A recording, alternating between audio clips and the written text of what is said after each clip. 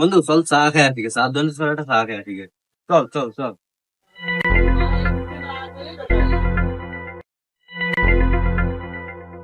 মামা 2 কাপ চা দেন তো।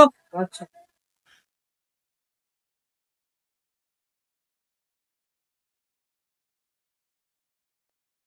কিরে ভাই, চাই চিনি দেননি কেন? ভাই আমি তো চিনি দিয়ে জন্য আপনাদের ডায়াবেটিক্স না হয়, কারণ ডায়াবেটিক্স হলে তো এখন সমস্যা, এই জন্য আমি ওইটা চিন্তা করে আপনাদেরকে দিই নাই, এই জন্য চিনি ছাড়াই দিছি ভাই। ভাই এই, মামা এই নেন। 10 টাকা তো 5 টাকা কেন?